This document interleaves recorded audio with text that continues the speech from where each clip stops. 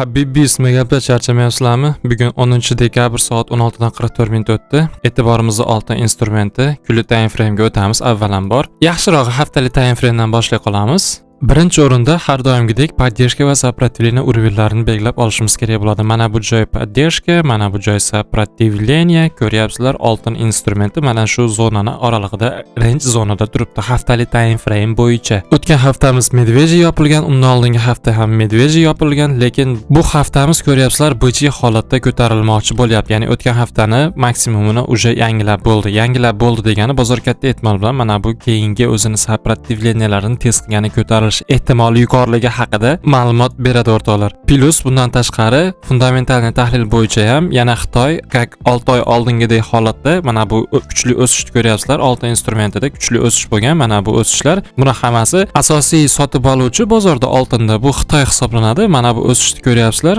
Mana shu 6 oy oxirgi 6 oy ichida bozor juda ham kuchli o'sish bo'lgan.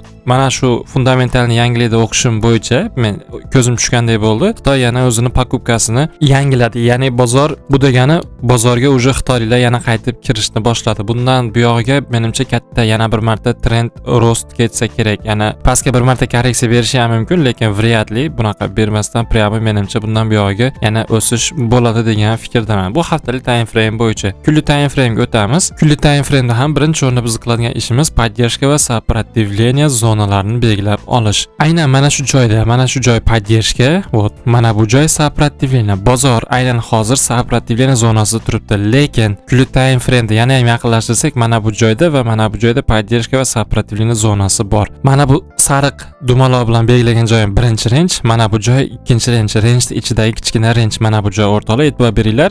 Kecha kungulik svechamiz nima qilyapti? Mana shu rangedan, mana bu dumaloq korobkani, to'rtburchak korobkani ichidan kechagi kungulik svechamiz buzib chiqib, tanasi bilan yuqorida yopilyapti. Bu degani katta ehtimol bilan bozor o'zini keyingi сопротивлениясini test qilgani ko'tarilishi juda ham yuqori mana bu yoqqacha. Xuddi shunday ekan, kulli time frame bo'yicha fikr bu. Mana bu joy mana сопротивление, mana bu joy поддержка. Yana qaytarib o'taman. Kechagi kungulik svechamiz mana bunga e'tibor beringlar.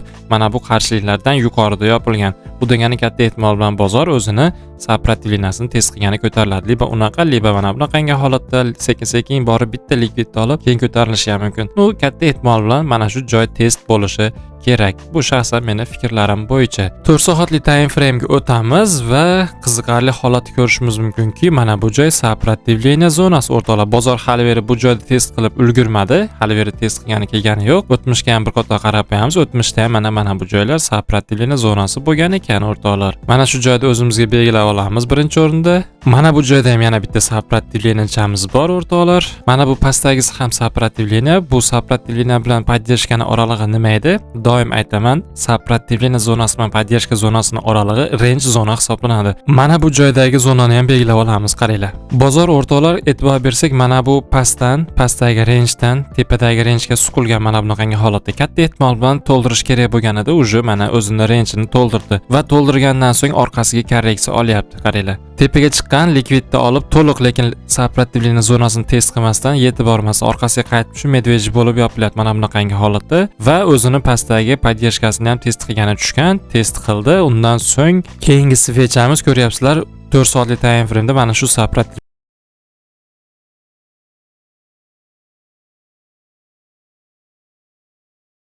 mana shu joyda chizyapman hozir, qaranglar.